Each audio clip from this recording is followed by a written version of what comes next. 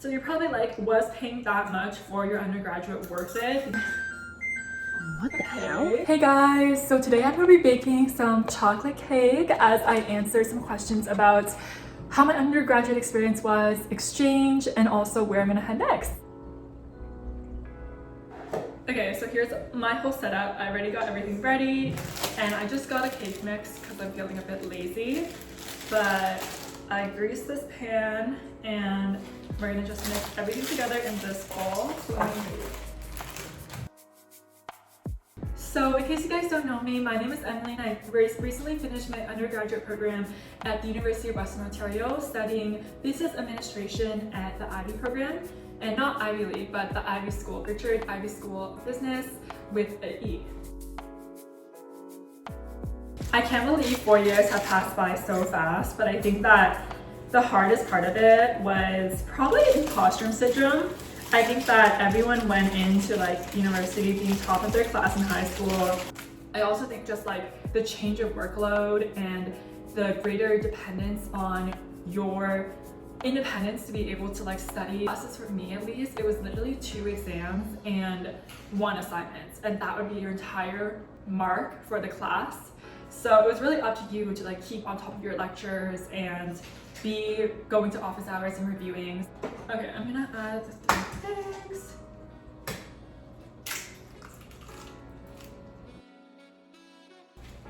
But the biggest tool or biggest thing I did that I feel like helped me survive university was just like time management. I feel like time management is such an important skill, and I love just like blocking out sections on my calendar to work on a specific task. Like I love using Google Calendar.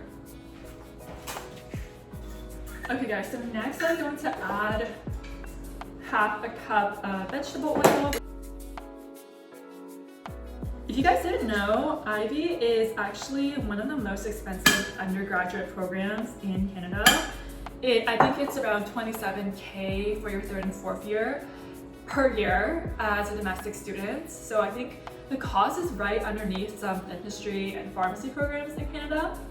So you're probably like, was paying that much for your undergraduate worth it? Because that's tuition alone, like not even including like your living, your transit, your food, your groceries. And I think that like Ivey definitely brings you some benefits. Like there's the intangible benefits because the class sizes are so small, so you really develop a close-knit community. We go on like 2 trips every year to Niagara Falls and Blue Mountain, which are really fun and organized by the students. So it's like the entire program just like taking up a half like a hotel building in like Niagara Falls, and it's so much fun and chaotic. On the other hand, if you think that you're going to go into Ivey and you're going to come out with a 6-figure job, think again, because it's not like that. Ivey definitely provides with the name and the opportunities to get access to those kind of things, but it also depends how hard you network and you grind and you hustle.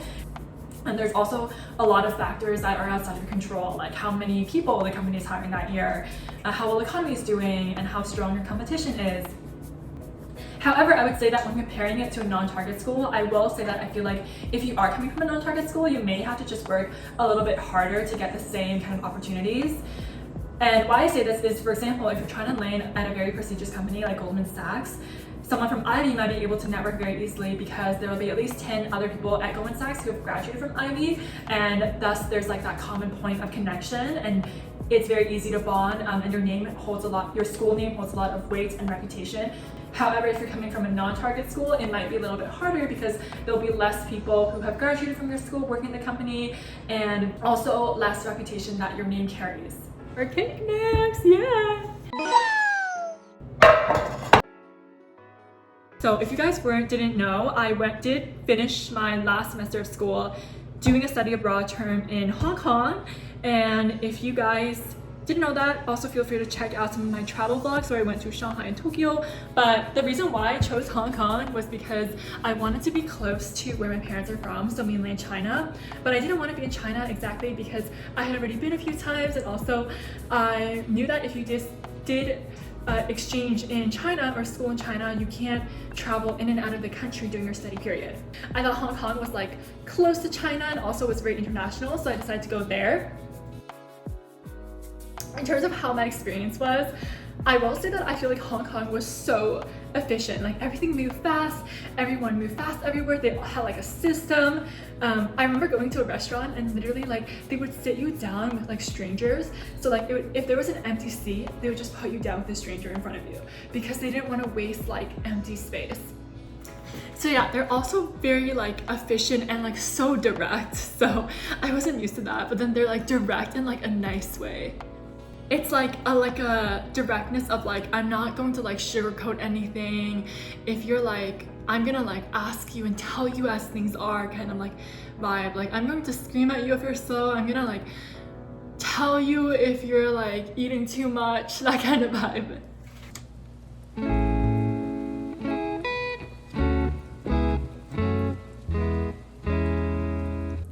Okay guys, it's ready. Let me just...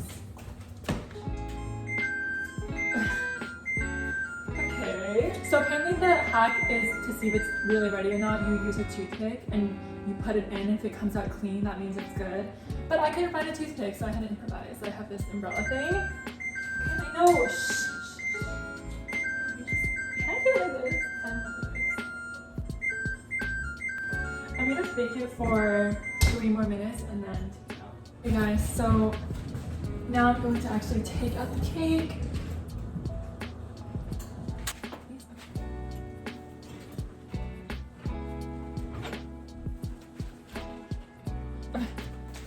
Don't do that at home, guys. Okay guys, I got the cake out. Looks very interesting. It smells good. It looks very interesting. Like, why is it so flat? Like, I'm gonna put frosting on right now while I answer some questions about where I want to go forward in life. So the job search was really, really tough, I think, this year. So I got a fair share of rejection emails when I was job hunting before exchange, and then I decided to stop job hunting during actual exchange semester.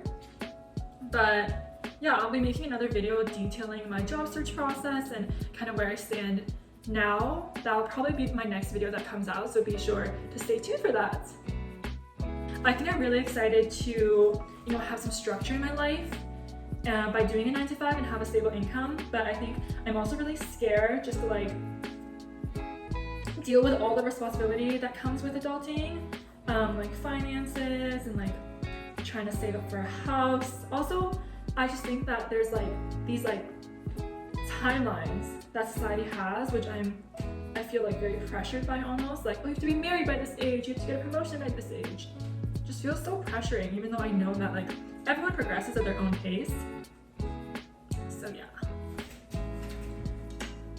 Hey guys, cheers to adulthood, cheers to graduating, and I'm gonna try this cake.